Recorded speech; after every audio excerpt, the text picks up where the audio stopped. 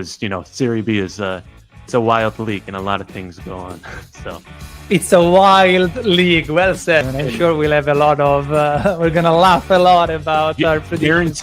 Guaranteed to be wrong. Let's just absolutely 100%. Cittadella are the only team in Veneto for this season because Vicenza failed to get promoted. Venezia went up to Serie A. I would be happy with Carrarese and Reggiana being last and second to last. We are going to be touching upon each and every one of the teams on the league, so stay with us, interact with us, and together we're going to be speaking Serie B. Roma! Welcome to another episode of Speaking Serie B. Serie B is a wild league, as we say in our brief intro, and a lot is happening round after round. We just had a break. The national teams were playing.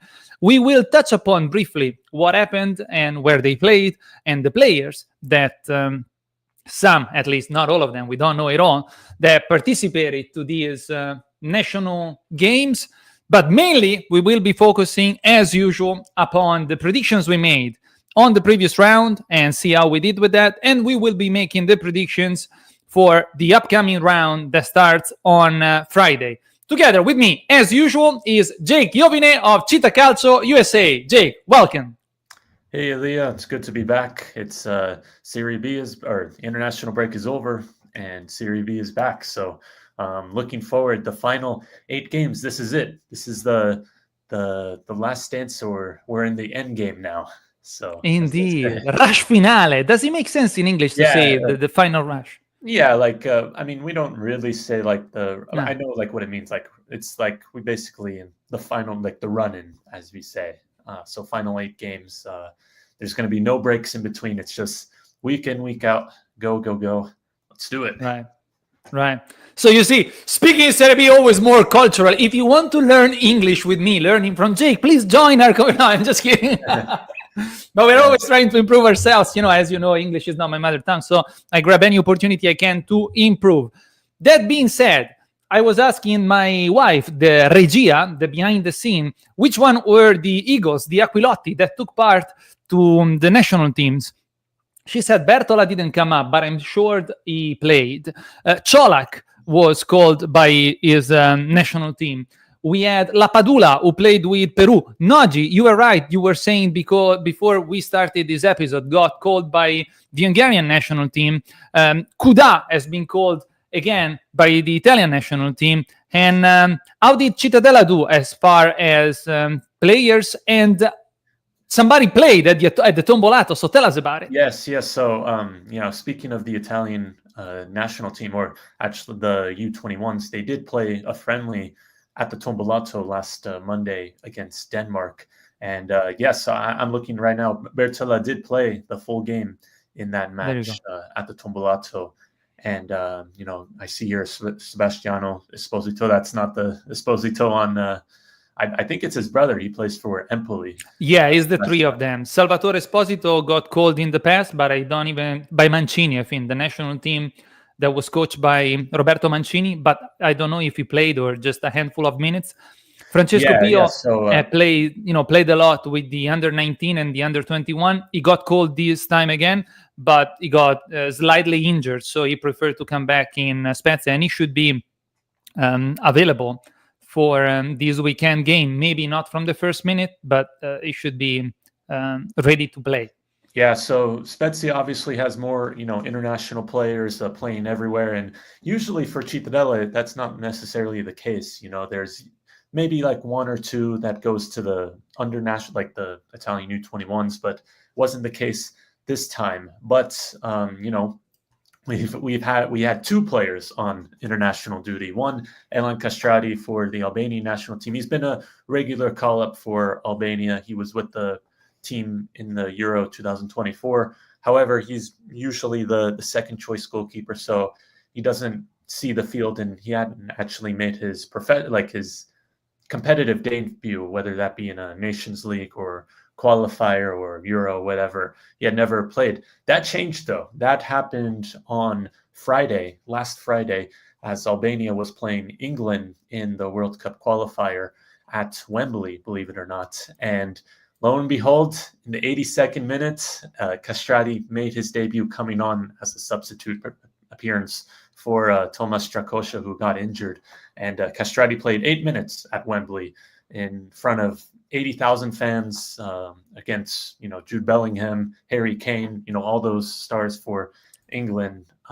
He was able to share the pitch with them, which was a really cool thing, for Cittadella, even though it was only 8 minutes and, he didn't have to do much, but still really happy for him. And that was his first time making his competitive debut. And I mean, what a time to get it at Wembley, at one of the most iconic stadiums in Europe. So indeed. Yeah, huge for 𝐏𝐨𝐬𝐭-𝑑𝐨𝐮. So, that's he's had a really cool story. I mean, I won't go long into this, but basically he joined Cittadella in 2020, originally as the backup goalkeeper, starting behind Luka Maniero, but gradually made his way into the squad, got the Albanian call-up in 2022 after his performances, was in the national team many times, not getting minutes, but still there. And then he finally got his chance called at Wembley. So very, very cool. Very happy for him. Nice. And you did have another player that got called upon by his national team. And this time he started in both games and played the entire 90 minutes. That was no other than Elio Capradossi, the former Equiloti, the former Spezia player. It was very interesting because he was playing for the Uganda national team, make that clear. But he had not played in the last 3 Cittadella matches. He had not played he was kind of dealing with a little bit of an injury. That's a little bit of a problem that Capradossi has been having since he joined. He's been, getting injured frequently, and, he was dealing with this injury. He was originally not called up in the squad list that Uganda published, but then right after the last round of Serie B, he joined the team as like a last-minute call-up, and he played both games, one against Mozambique and one against Guinea in the African World Cup qualifiers, and they lost one and won one. And the most recent one that happened yesterday, Capradossi not only started, but he was the captain of the team. So a player was captaining a national team in World Cup qualifying. I mean, I haven't checked yet, but I mean, that might be the first time that's ever happened. But it was pretty cool to see. It's finally something that like I could pay attention to during the international break, because, like I said, Cittadella normally doesn't have these players on international duty. Of course, yeah, right. And I'm just kind of waiting around and have nothing really to report on. But now, like, I could actually watch the games and see how they're doing. The most important thing was both players did not get injured during the trip, so it should be good. But happy for Capradossi. I mean, that was a huge. I mean, he had only switched to the Uganda national team only fairly recently, and he's only made a handful of appearances for them. And to captain the team yesterday, getting the win for Uganda, that was really, really incredible. So good for him, and it was a successful window, I'd say, for Cittadella's international players. Absolutely, something to be proud of, and congratulations to the players, and something to be proud of not only for them but for us supporters of these teams. And it's not something, I think we are in the Serie B, like it's the second division, it's not even the Serie A, so it's even more it's something to be even more proud of, you know what I'm saying? Because you're not playing in a team that is in the major division under all sort of spotlights. You're really showing off your talent, and they're picking you just based on that. So absolutely, exactly. Congratulations on them. Yeah, exactly. And like I said, Cittadella normally doesn't have these players, but a team like Spezia, they have like a lot of international players, and they're usually representing their national team. I think Pisa's the same. They have a few players for Romania that are playing. Same for other teams in this league. But yeah, I mean, it's definitely something really good. And World Cup qualifying, that's a big deal in a lot of these countries. I mean, these countries. Maybe, I don't know if you've done it already. You can make a special on your podcast about the Cittadella player that took part to the national team, and as in this case, I know you love stats, and record which one was the first time that you had a captain of the national team. So could we find your podcast? Should you make a special episode about it? Yeah, well, I actually am planning to make a podcast before this upcoming round that Cittadella is playing Cremonese this weekend. So I plan to talk more in depth all about those games. But 𝐏𝐫𝐞 USA show, you could find it on all platforms: Spotify, Apple, YouTube. You got it. You could find it there. So stay tuned. All right. Perfect. And all the links to our platforms are in the description of this live, which will remain as a video. As far as I'm concerned, our main channel is on YouTube. So we do invite you to put a like, subscribe, share the content. But we're also present on Instagram and TikTok, both as Elia the Italian Guy for personal development related content, and Speziato for sport content. Let's say hello to Inter fan who writes us, what are your thoughts on Pio Esposito? Will he have a better career than his brothers? Let's see what Jake has to say, and then I'll share my probably more in-depth opinion about it, since I see him play every weekend, if you want to, Jake. Yeah, I mean, I think, Elia, you definitely have a better perspective than I do, because you do watch him every week, and I only watch him a handful of times. But, I don't know if he's now the leading goal scorer in Serie B, but he's definitely up there. I mean, together with Lamelo, 14 goals, yes, if I'm not mistaken. Yeah, so, I mean, he's only 19 years old, and,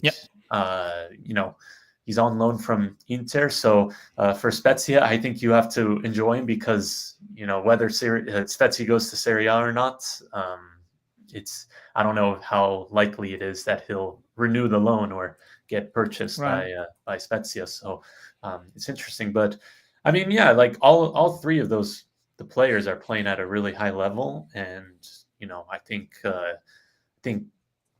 any one of those Espositos is going to have a really great career. But I'll let Elia explain more, because he definitely knows more than me.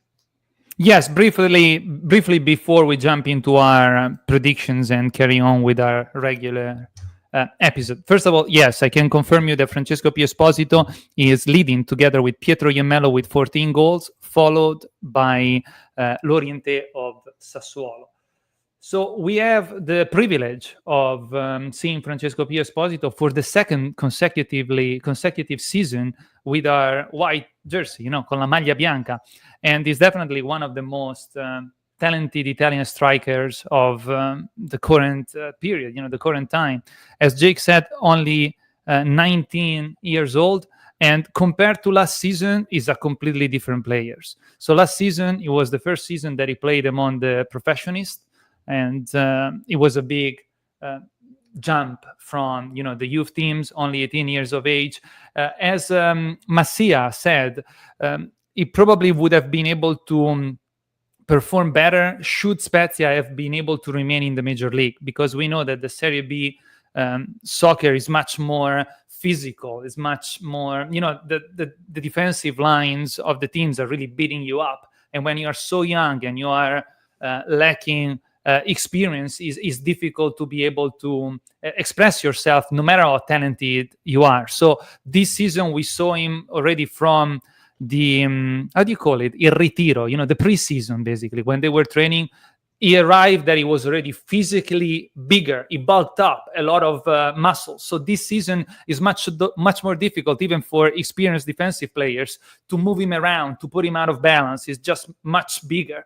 And that is physical development, together with his skills and his experience from the previous season, allowed him to reach already 14 goals. He certainly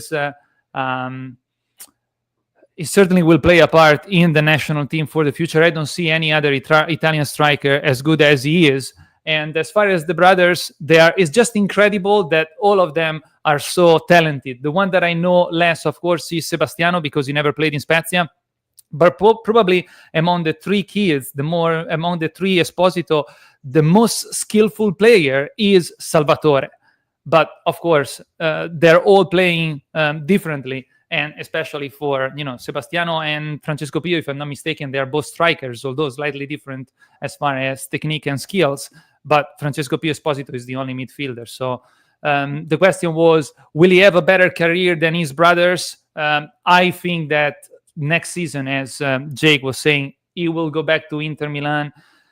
I was reading an article yesterday that in light of the strikers that the Nerazzurri have at their hand right now, two of them should be the contract of two of them is about to expire. So I don't know how they're going to be doing with those two. They might end up deciding to keep Francesco Pio Esposito, who will not play as first choice from the get-go, but he will eventually explode even in the major league. Of course, I do hope that Spezia will make it to Serie A in the hope that they will loan it to us at least one more season, but it's more and more unlikely given his awesome performances.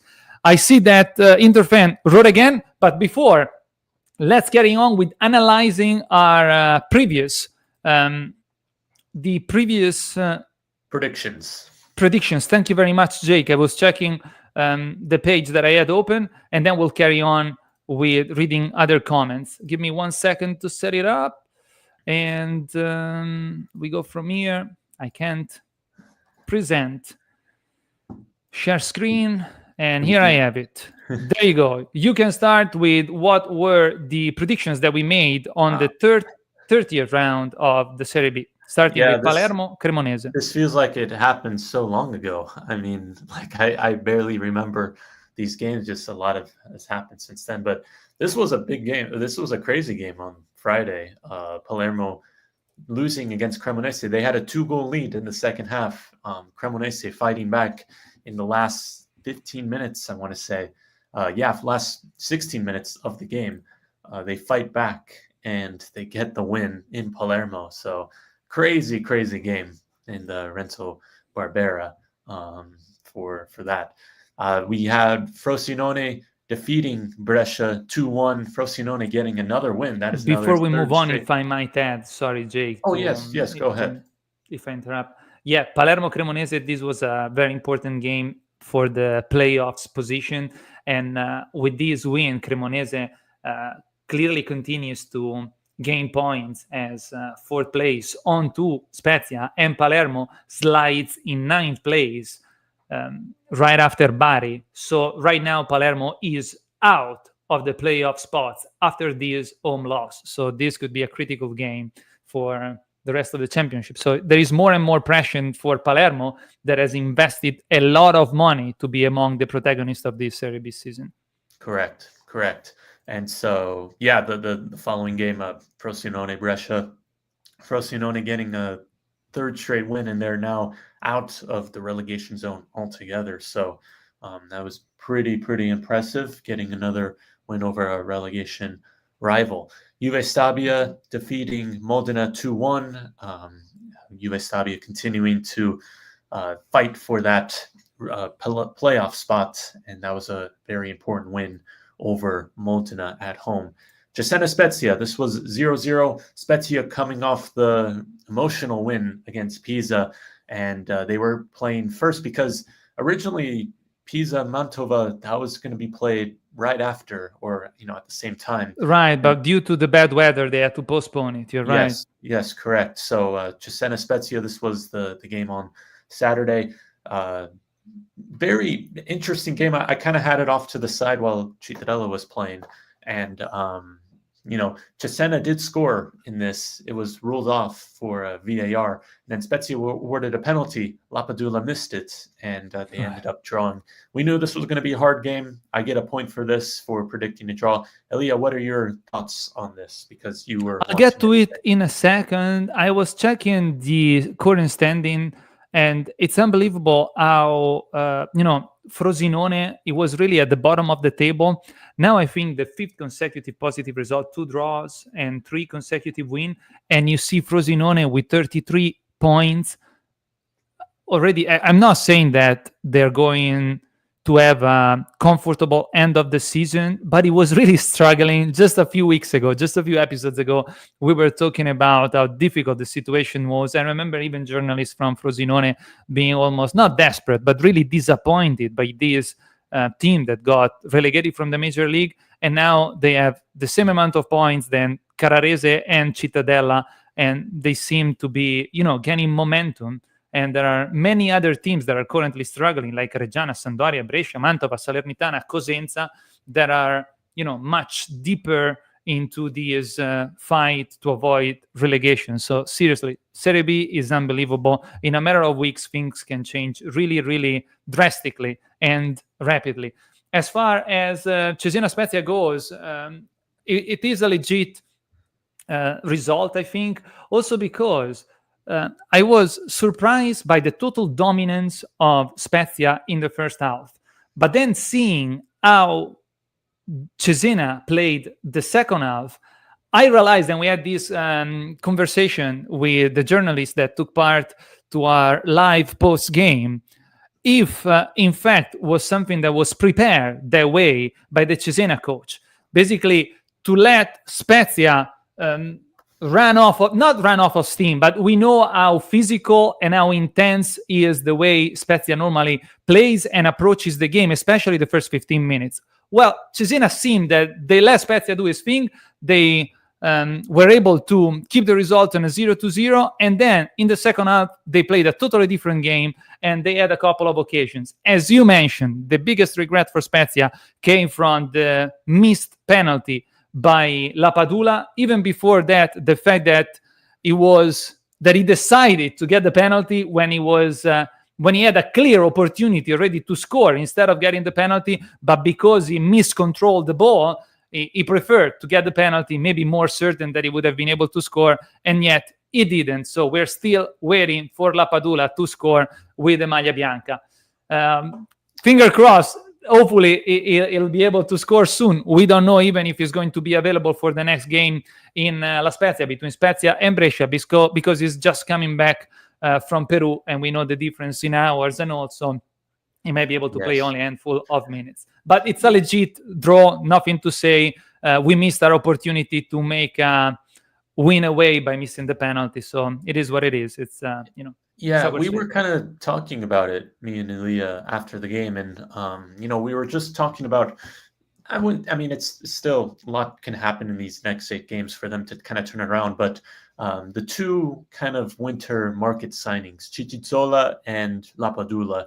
Lapadula, obviously, having a slow start in La Spezia, and Cicizzola, who made a mistake in that Cesena goal, which was eventually disallowed. But, ever since he's been, starting instead of Gori, Spezia hasn't, haven't been, I don't know, maybe you could confirm, but maybe not as convincing, maybe, since. No, you're right. Yeah, there has been a lot of talk about these two players.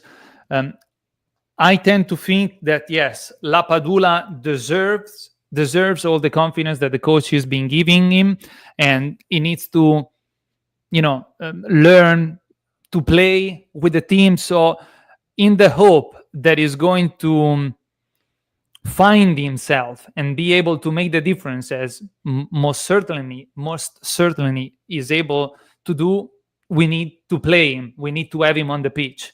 But at the same time, as of today, it costed us at least 5 points, because with Catanzaro at home, we lost 0-1. And just yesterday, we were talking about it in the live with the 𝐏𝐶 guys, which is a group we have on Telegram.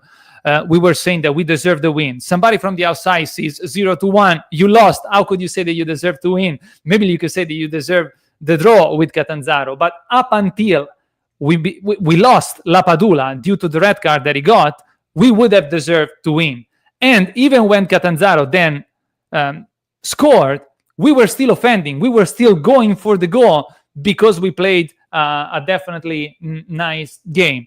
It ended that way, but it was mainly because we lost him and he wasn't able to make the difference. And then in Cesena, we only came back with 1 point because of his mistake from the penalty. Maybe he's going to be the hero of the season and he's going to be able to make the difference in the remaining games, but as of today, it costed us at least 5 points. As far as 𝐏𝐶-𝐬𝐭, everybody was surprised by Mr. Luca D'Angelo's decision to have him start from the very first game, and since then he never gave Gotti another chance. Also, Gotti has always been very reliable. He never made astonishing performances, but you knew that you didn't have to worry about anything. It is true that they are two different players. So with 𝐏𝐶-𝐬𝐭, you're playing with one more defensive player, basically, because he really is really good with his feet, and he allows the team to play 20 meters away from the goal line, basically. So for Luca D'Angelo's point of view, he has one more player, un giocatore di movimento. But it is true that he's less reliable in between the posts, tra I pali. Anyhow, very long story short, it is what it is, and we'll see how it's going to go. Please tell us about Cittadella Sassuolo. Yeah, well, we knew this was going to be a difficult game. I think really the only thing for Cittadella that they had to do was get a good performance in, because after the 5-1 loss against Südtirol, 5 goals in 18 minutes conceded, they had to at least show some fight going into this international break. And, 2-1 result isn't a horrible show. I mean, it's better than the 6-1 against Sassuolo in the earlier fixture. But, still, it was a very comfortable win for Sassuolo. I think they definitely deserved it. They weren't at their best. They didn't have to be at their best. They had a lot of quality. They were missing Lorientè and 𝐾𝐫𝐬𝐿, which were 2 important pieces in their team. Yet they were still very comfortable in this game. And, it was a very difficult. Cittadella really only woke up in the very last minutes when they found that goal through Tronkin. So, yes, it does say 2-1, but Sassuolo were very comfortable in this game, and really was a very easy win. And, after the game, some of the Cittadella players went over to the Rabaltai, the Ultras group in the group in the standings. And, sometimes you see, the Ultras and the players kind of like, telling them off and stuff. And, but this time, from what I was hearing, it was more of a positive encouragement. It was more of, nice. There's 8 games left. We got to really stick together and fight. And, that's kind of what they did. And it ended in all applauses. So, it was very, very good moment together. And going into the international break, I think it was very much needed for Cittadella. So that's kind of all I have to say about this game. Yeah, no, serenity is crucial in between the fans and the team, so that the team can express itself and, perform at its best, Yeah. I just wanted to read a few comments just because they're accumulating. So Interfan was asking us about Francesco P. Of course, we both explained what is our point of view, our opinion. And he writes, it can be worse than Carrea, surely. And then he thanks us for sharing our opinion. Then Nicola Straziota, who often participates to our live, writes, good afternoon, Elia. Nice to see you. And good afternoon, Interfan. So here we are. Please, let's carry on, Jake, with reading. By the way, we are not reading our scores. We are reading the results, but we're not reading our, it's been a while. Performing. It's been a while. So, but it's all right, as you want to. Don't worry about it. We'll just read the total. I also get a point for predicting Pisa defeating Mantova. This was the postponed game.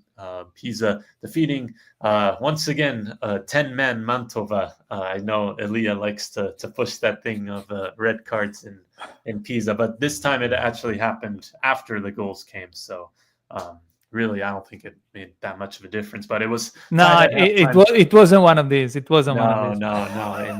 And, Pisa getting the 3-1 win, very important, because they had been wobbling a little bit, especially after those 2 straight defeats to Sassuolo and Spezia. So this was a big win for Pisa, maintaining a 5-point lead at the top. And meanwhile, Mantova continues to slide down the table. That's now another game without a win, and they are now currently occupying the automatic relegation spots. Bari Salernitana. This was I think this was the first proper biscotto of the year.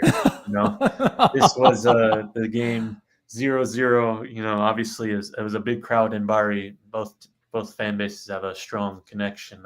𝐏𝐫𝐞 and man, I kind of watched a little bit of the game, and it was just not great. It was not great. They didn't want to hurt each other. No, it was not a very dull, boring game. Not much happened, and I think both teams will be happy with the results. So, biscotto for them, and we both get a point for predicting this draw. So, right. That's it. Reggiana Sampdoria. This is a big clash towards the bottom end of the table. Reggiana was up 2-0 in the second half, but Sampdoria fighting back to get a draw. I predicted a result in this, but I do see on my end it hasn't. I'm sorry. I was just moving, and I knew that I was going to mess it up. So you predicted an X, and then it's a 1. X. Yes. Sorry. No, it's okay. Yeah, I think it's a result that doesn't really suit either team because they're both looking for a win. They're still kind of stuck in that relegation zone, but I think Sampdoria will be definitely more happy given they were down 2-0. And this was 2 points dropped for Reggiana. Südtirol, Caradese. Südtirol were on the rise. They do get a point, but I think they will feel a little disappointed given they were leading late and they ended up drawing in the 92nd minute against Caradese. For Caradese, this was, I think, a good result for them, given how well Südtirol have been playing and getting a result in Bolzano. Yeah, one of the best team of the second half of the championship, and Bolzano is a difficult. It's a difficult field. Absolutely. Yeah, and then finally the derby, Catanzaro Cosenza. Catanzaro destroying Cosenza 4-0. I predicted a draw for this. I'm not sure why, but it was a very easy game for Catanzaro. You get a point, Elia, and that leaves us with 6-4. So pretty good round for me, I will say. I mean, it wasn't as good as the 8 that I got in the last round, but over 5, I'm pretty proud of that. Absolutely, congratulations. Before showing the standing, which is not going to be accurate because up until a second ago you had a 5, instead you scored 6 points. If you don't remember and you want to know why Jake predicted next between Catanzaro and Cosenza, go see the previous episode of Speaking Serie B that you can find in either of our channels. So that being said, this is the current league after round 30. Let's see if I can make it more visible by... Should have an extra point because... yeah, exactly. But we'll fix it after, so... I can do this right now just because... Done. Perfect. 121 to 115. And the average is not accurate, I think. So 30, you are now to... There you go, you see? It's from the previous one. So you're going above 4 points per round. And no, sorry. And I am at 383. So I am improving, but I'm a little bit behind. I should have 122 as well for the points because you just added a column. No. It is 121 because that's a formula. It's automatically calculated by summing up the previous. Man, I'm not concerned. I was just concerned about the drawing here. So I got it. It's linked. So it's linked between. So if you add a point, then it will add the. Yeah. If I do 1, should you have gotten this one? You go automatically to 7 and 122. Go look. You see? Oh wow. Yeah, man. I know how to use spreadsheets. Anyhow, let's carry on by making predictions of the upcoming round 31. If you don't mind me, I'll start with Spezia Brescia. I have no idea what's going to happen, but I certainly do hope that the Eagles are coming back to win because we need to keep the dream of automatic promotion, direct promotion alive. So Spezia Brescia, given the fact that Brescia is really struggling and Spezia is more determined than ever to keep the fight alive as long as possible, it's a 1 for me. Well, Luca Vignali will miss the game due to suspension for Spezia, but I think they should be okay for that. Spezia had struggled in February, only one win, and that was against Cittadella, and then the other win came against Pisa. So they've been getting draws. They haven't been losing much, but still, if they want to get that second place, they need to start winning. So I think the break definitely benefited them to kind of rest and reset and go into the next 8 games. So I agree with you. I'm going to say a 1 for Spezia. What did you say we're going to be missing? Vignali. And also Salvatore Esposito has not yet recovered from the game with Pisa. So we're going to be missing the heart of our midfield. Interesting. Yeah, next game, definitely, because it's a key player. So next game is Sampdoria-Frosinone. You're up. Ooh, this is a big game for the relegation zone. Now, I know Frosinone are on a hot streak. They've won 3 straight. However, I'm interested to see if they can continue that, because they have had 2 weeks off now, and that may cause some momentum swing. I mean, maybe not. And Sampdoria just looking for a win at this point, because they're just really hard to come by. They've had 4 straight draws, Sampdoria. So I think they'll get it. I think they're going to get it at home. This is one of those games that maybe could start to swing their season around. So I'm going to say a 1 for this. I agree with your conjecture, I guess. I don't know, with your line of thinking, with your way of thinking.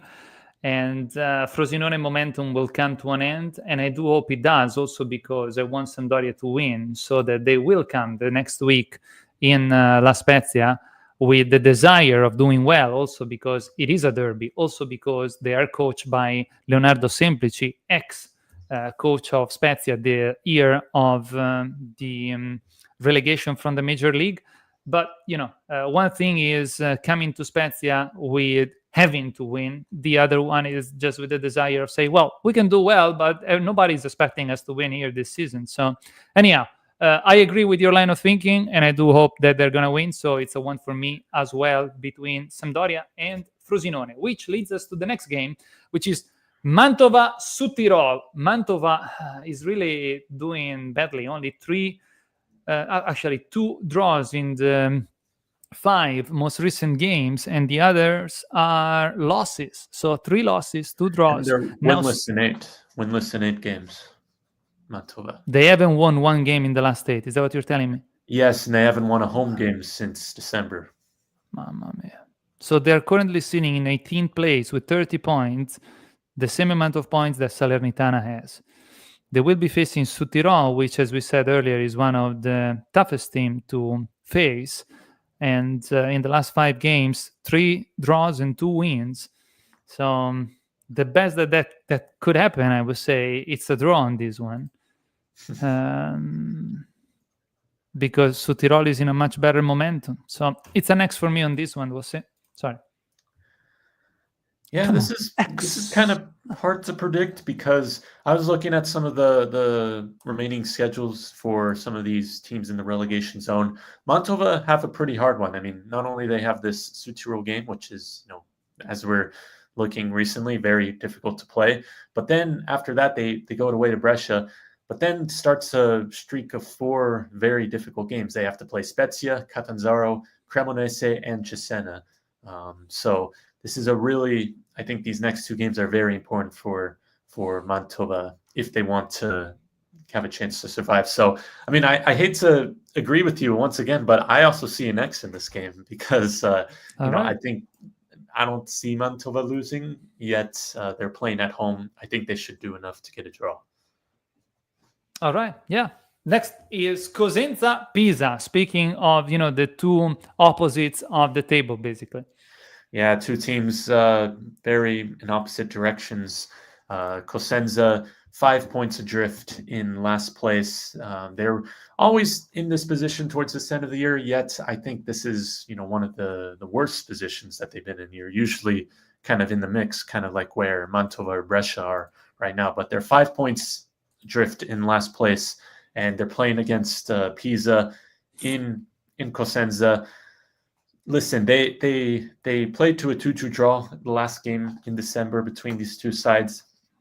I think Cosenza will be up for it for this game. I think it's going to be much more difficult than it seems on paper. But I think Pisa will grind out the win. So I'm going to say a 2.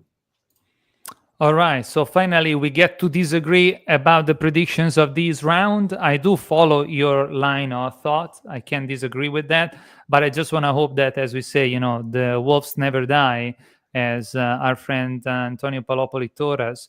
I do hope that, the wolves are going to put up a fight, also in light of the priorities that we have, Spezia against Pisa, this hunt of the Eagles.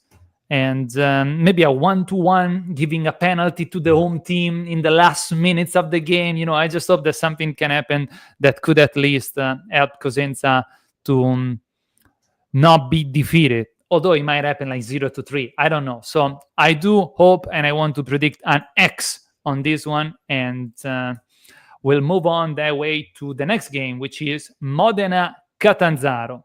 Modena is sitting in 10th place with 35 points. Catanzaro is up there in 5th place with 46 points. Modena is coming off of 2 consecutive losses, and prior to that, 2 draws and 1 win. While Catanzaro is coming from a win, and then he had a loss, a draw, and 2 wins prior to that. So Catanzaro in a much better shape than Modena, 11 points more than the Canarians. I don't know how you call it, these yellow birds. So we are playing in Modena, which is a difficult pitch. Is that you call it? Yeah, difficult. Yeah, very. And Spezia can attest to that because we haven't been winning there in the last 20 years, I guess. So I think Catanzaro is a better team. They have more chances of winning, but they're not coming away from Modena with a win. So it's another X for me on this one. Yeah, I was thinking of doing an X just because Modena are kind of just locked in that mid-table spot. I mean, they're either winning or they're losing or they're drawing or they're drawing. And it's very unpredictable. Like they could win in Cittadella, but they could also, lose to Salernitana. So it's very interesting. That would be their 3rd straight defeat if I predicted. So I want to say an X, but to also disagree with you once again, I'm going to say a 2. I think I really like this Catanzaro team, so I think they'll get the result in Modena. All right. So tell us what's your prediction about Cremonese Cittadella. Yeah, as I was saying, I think, it's the 3rd consecutive episode at least that I get to predict Spezia games first, and you get to predict Cittadella games first. Yeah, which is I like it when the stars are lining up this way. yeah. So Cremonese, Cittadella's remaining schedule is very interesting because they have Cremonese here and then Bari on the final day, but in between that are all scontri diretti. They're all relegation 6-pointers. So this is a very difficult game, but as we know, Cittadella are much better on the road than they are at home. In fact, like way better. And so they definitely get up for these type of games against good opponents away from home. I'm a little worried about the defense because one of the center backs, Nicola Pavan, will not be there due to a yellow card suspension. We'll have to see what Capardossi is dealing with because he was dealing with an injury, but he just played 180 minutes with Uganda. He has to travel back to Europe, and I don't know how. I mean, these are professional athletes we're talking about, but I don't think they're on private jets, so they're definitely some tired legs there. So it's going to be interesting to see what the formation will be like. However, I think Cremonese is just too talented. I'm going to say a Cremonese victory, so 1. All right. I can't. I mean, it is a superior team. It's built to directly get promoted. It's strange that they struggled as much as they did this season, allowing Spezia to gain such a big gap, which they're closing up now. So Cremonese, definitely has the possibility to win. They're playing at home right now, 2 wins, 2 draws, and 1 loss. And Cittadella is in 14th place, 33 points, only 1 win in the last 5 games. The other are losses. I want to open an X, which is my 4th consecutive X that I'm predicting. But yeah, X. We'll see. Next game is Sassuolo Reggiana. So this is a very felt derby, also because they're not allowing the supporters. I mean, the stadium is in Reggio Emilia, 2 kilometers from the city center. They're not basically allowing the Reggio Emilia fans to sit where they traditionally sit because the Sassuolo team owns the stadium. It's unspeakable. Let's not go there. So that being said, I just want to hope that the Reggiana team is going to play with fire in their legs, in their hearts. So I want to predict a bold 2, which is more poetic than realistic. And let's see what's going to happen. Highly unlikely, but I want to dream with you, Jake. Well, the last derby, it didn't end so well. I think it was a 2-0 defeat or a 2-0 win for Sassuolo. Very comfortable. Definitely they have the talent. However, this is a derby. It's being played at night, and I think this is a really felt, like you said, derby. So I'm actually going to predict X for this. I could see Reggiana getting the result. And, much more likely than Reggiana winning, but I do hope. Cesena Juve Stabia, you're up. Yeah, so I know we kind of have to move forward quickly. Yeah. So let's finish things up here pretty quickly. Cesena Juve Stabia. This is a top of the important playoff thing because, as we said, the head-to-head is a very important tiebreaker. Cesena playing at home, Juve Stabia getting some wins. They got the win against Modena last time out. Cesena proving themselves difficult to beat at home. I'm going to say a 1 for this. I think Cesena are going to win this.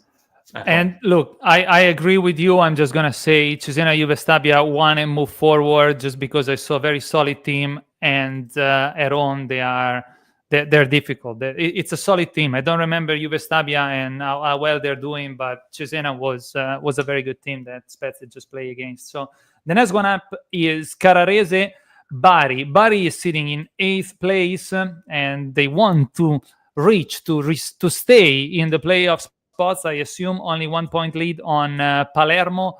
And Carrarese is not that far behind, 6 points behind Palermo, so with 33 points, and they're there fighting to avoid relegation together with Frosinone and Cittadella, which are the 3 teams more comfortable in the relegation fight so far.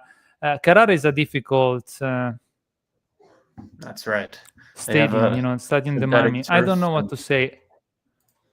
Yeah, I'm going to say 2 just because Bari is a better team, but it's not going to be easy. So you're up.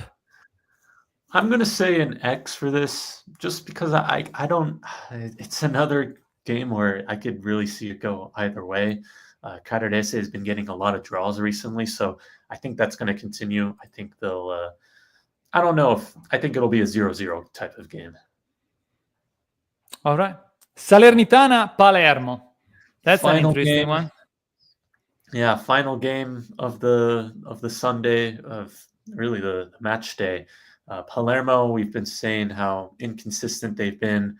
I think they're still sticking with Dionisi, even though he was, I think it was about to be fired, but I don't know. We'll have to see what happens. But Salernitana getting that draw against Bari. Look, I think it's going to be an X. I don't see.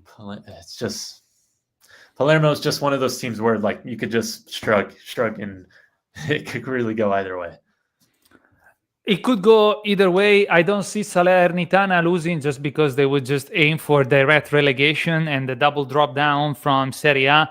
I don't want them to lose. I don't think they're going to lose. At the same time, it's difficult that Palermo is going to lose. The Salerno can win with Palermo because Palermo then would almost have to say goodbye to the playoffs ambitions, and there is too much money on the table. So I'm going to agree with you. It's an X for me on this one as well.